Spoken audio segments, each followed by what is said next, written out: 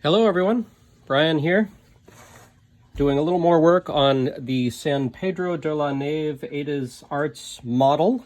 This is the fourth video in the series, and in the last video we were working our way up the walls and we hadn't put the roofs on yet, and I was talking a little bit on how to approach the center section here. So the first thing I did on this is I had talked about the fact that I had glued down the roofs, and that was creating some problems because there was no way to get behind and to squeeze things together if I wanted to. And then it was a particular problem here, as when this roof was down, there was no way to build this up and then stick stones up under there on an angle where the roof comes down. And so I grabbed an X-Acto knife and I came up and sliced underneath, and you see how this is connected here with two flaps, and I just cut those off so that I could work up towards the edges here. This was a particular problem because of the angle of the roofs. There's really no place to land a brick anywhere up here flat to give you a reference on all four corners so that you can make sure you build it up nice and level all the way around. And so after looking at this for a while, the solution I finally came up with, I talked before about the fact that I wish I hadn't landed these pieces right against the cardboard. So that instead the way to do it was the way I did it back here, which is first brick all the way up and then land the little wooden slats against the brickwork. And the point of that was so that I got minimal gaps here. Because what I've got going on there is these tiny little roof tiles. I don't know if you can see that. They're very thin, and so when we put them on there, they're only going to cover up so much of that. Now you see there, that one will actually cover up that gap, but if you're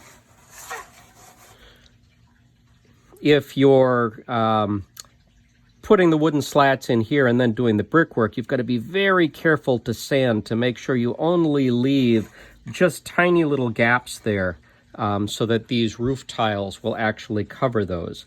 Not that you can't do that, it's just more work. However, what I did up here is after I had gotten the brickwork all the way to the top, I sanded the whole thing down like that and then came in and sanded it in like that. And what I ended up with was even the brick that went up to this height that I might have been able to partially land on, I hadn't thought ahead. And so it was sanded, on an angle this way and an angle that way, and I had ruined my ability to land a brick on it flat.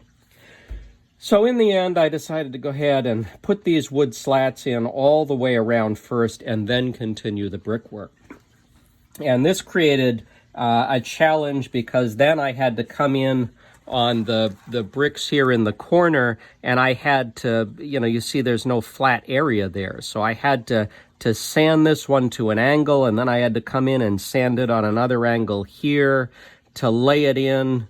And I had to do that on all four corners and then try and work my way up. And even here, the first course on each side doesn't meet. And so the first time they meet is on this second course. And even there, I've got nothing flat. It's all angled all the way up. And so I ended up, when you look across the sight lines here, I'm angled down on this side, I'm angling up on that side, I'm angling down on this side, I'm pretty flat there. It was difficult to get this all nice and level. You see, in the end, I did it, but what that involved a lot of sanding all the way around to make sure that if this side was higher than that side, that I managed to get it reasonably flat all the way around. So this tower was a little bit of a challenge. You can see I'm almost to the top here, and when the cover was on, the overhang actually hung down, you know, these arched pieces. The overhang came down and partly covered that. And then once I put the wood slats on here, it's going to pop down even a little more. So when I take a look at the picture of the church with the pictures that are online, in the actual church, you can see these arches without a problem. And so my original thought had been to go ahead and brick all the way up to the top, like I'm doing here, and then come in and sand these at an angle so that the top can then fit down right over the bricks, and you'd end up seeing about half of this brick. The problem with that is you'd only end up seeing, I mean, it would come right down to the top of the arch, and then the wood here would overlay that a little more, and you'd begin to lose that arch. And so I think probably what I'm going to do is I am probably going to finish this top. I'm probably going to sand it just a little bit on an angle, just so the top fits snugly there.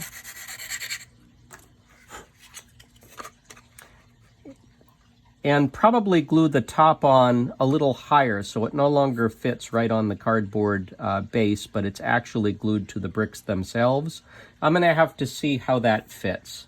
I think what's going to happen is it's not going to completely overhang the bricks. There'll probably be a little space there, and I'll have to use the wood to come down and cover that. But I'm going to have to see how that goes as I get closer to that. So what I thought I would do this morning is, I don't know that we've had a video here where you've really gotten an opportunity to see how the bricks, what is the process of actually getting the bricks to go in. And so I'm just going to lay a couple of courses here so that you can see that process. So what I normally do is I'll first test fit. I'll find the way that they seem to fit best, and as I noted before, because there are slight angles, I want them to line up nice. On this particular corner, the seam is right here. On the last course, this piece was the one that came out to the edge. So on this course, I want this one to come out to the edge. And I don't want the seams to line up like that. And I've got a problem here in that I've got a little half brick here and a little half brick here. So that's going to be difficult, making sure I don't have seams line up. What I want to do is get that one about halfway through there so that it doesn't line up with this seam here. And that means I've got to go fishing through the bricks for a piece that is shorter that I can use to span that. And that one actually looks pretty good. I'll get that a little closer. So you see, I've got a seam right there. I don't want that to line up, so I put in a little brick here, and I've come all the way over, and see that I've overhung that one quite a bit, and that's not a problem because we're going to sand that one back. So once I've got a series of bricks that I like, I'll take them off carefully in the order I had them before, and I'll lay them down, and I'll come in with the glue, and I'll dap that in the corner all the way out to the edge. You don't have to put in a lot of glue, but you should put in enough that you've got a little squeeze out there because these bricks glue better to the cardboard than they glue to themselves. And so it's good to have a little bit that squeezes up and out. Then you know that you've got them hard against the cardboard and they're going to be good. And these things glue up pretty quick. I find that usually I can lay them on here, and within a few minutes I can kind of brace this one and hold it in place and sand that down if I want to. Now, I didn't have a whole lot of glue squeeze out across the top here, but I'm going to come in and get that, what glue there is, out of there so it's nice and neat. It glues clear, so it's not a big problem, but as I noted before, if you come in having to sand, if there's glue that's up here, it's harder to sand because it gets very plasticky, and then you're trying to glue, you're trying to sand what feels like plastic, and it's just a more of a problem. It's messier. Here's some glue here. I'm going to take out and wipe off on a napkin to make sure that's nice and clean. Now I don't have a place to overhang. So now what I'm going to have to do is I'm going to have to come in here. I'm going to have to either get bricks that will fit perfectly in that space. Yeah, on this one, you'll note, and this is not at all uncommon, there's a little chip right here. That gives a little more of a rustic look. You might want that. I tend to turn those in so that I get as clean a seam as I possibly can there. So that one looks good, and I've just got to find one that maybe is slightly longer, that maybe will fill that gap. Look at that, just perfectly. So you don't always luck out like that, but sometimes you do. Now, I could have very easily taken this piece out if I had needed to, and I can sand it down to size till it fits in there, but it looks like this time I'm not going to have a problem. I'm going to be able to put those right in there. So again, I'll set those aside, and I'll set those aside exactly as they came out, because recall that some of these are cut on a slight angle, and so they might fit together perfectly like this, but if I spun that around 180, I might end up with a gap. So when I set them down, I make sure I set them down exactly like they were here so that I don't have to worry about dealing with that. I am running out of glue here. There we go. I tend to store this upside down. I stick it in one of the holes here in the workbench so that it stays down that way and I don't have to spend a lot of time squeezing glue up. So there's that one. And there's this one. There we go. And we'll get that glue off of there because we're going to do some sanding up there, and we don't want that mess present.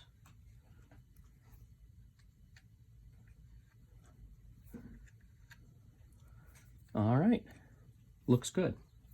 So this is the last course I've got to do. I've got to do this corner, and then all of the basic brickwork in the model is done.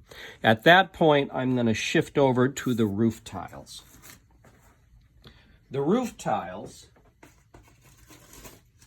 come in a big bag like this, and they come in strips, and the strips are scored like so, and so you end up snapping them off one by one.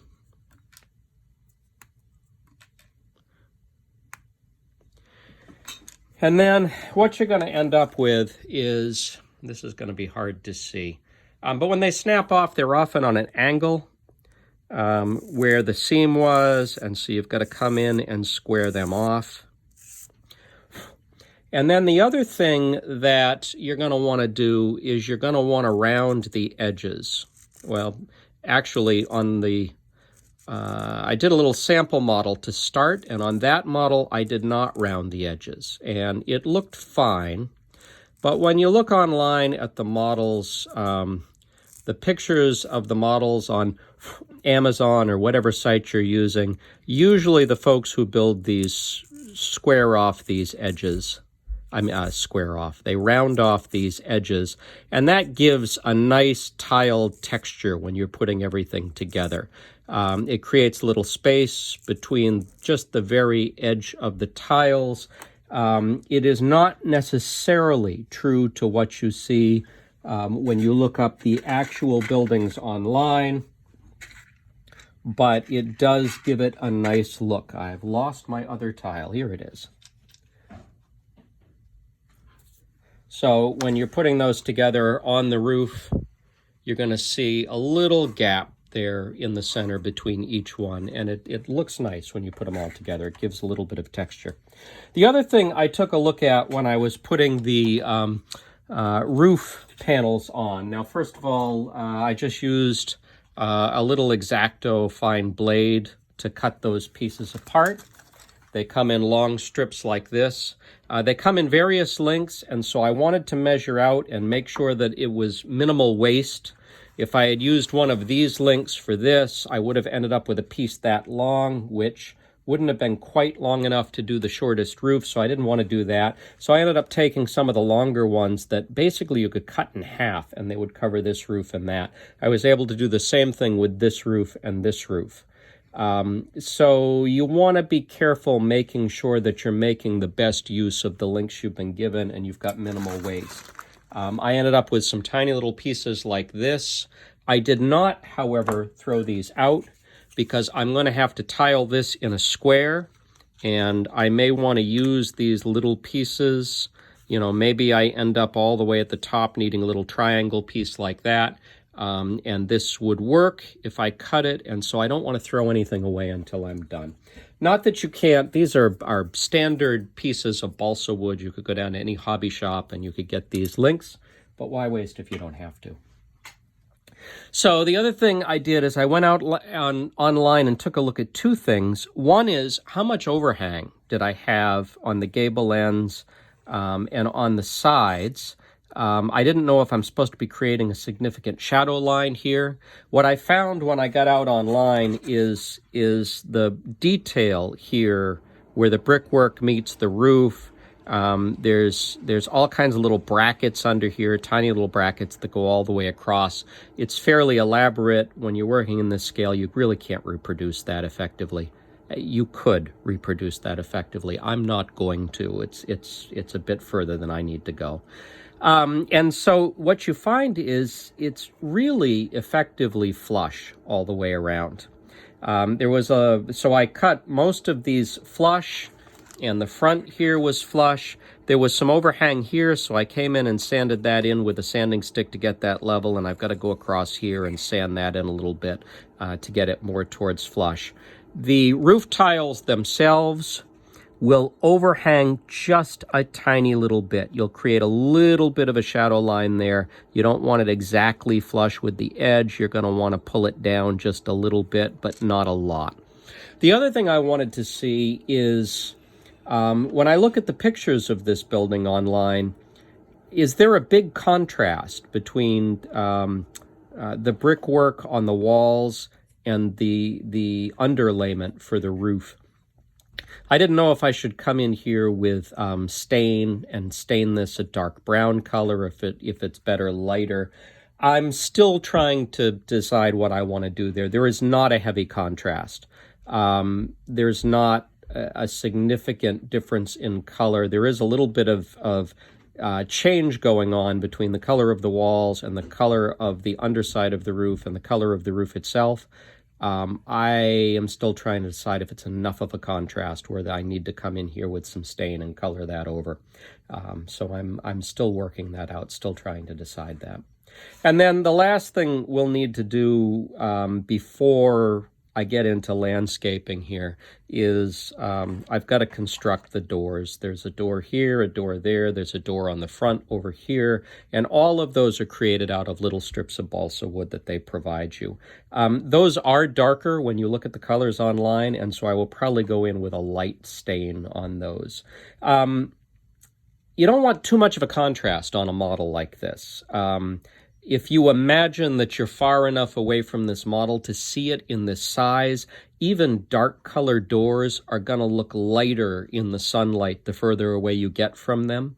And so you don't want, even if you looked at this door in real life right up close and you saw that it was a deep mahogany or something, if you went and stood on the hill behind it, you would find it looks a lot lighter than that from a distance. And so I'm not going to want too much of a contrast here. But I'll build the door and then decide how I'm going to do that. We'll do that in an upcoming video. So that is where I'm at. In the next video, I will probably have this all set. I'll have the roof on here. I'll have cut the pieces to put on the roof and probably have most of the tile laid. And in the next video, I'll probably leave a couple of sections of tile here so you can see how I did that. And then I'm imagining we'll probably have another video where we talk about the construction of the doors and whatever I need to do to tighten up the rest of the work here.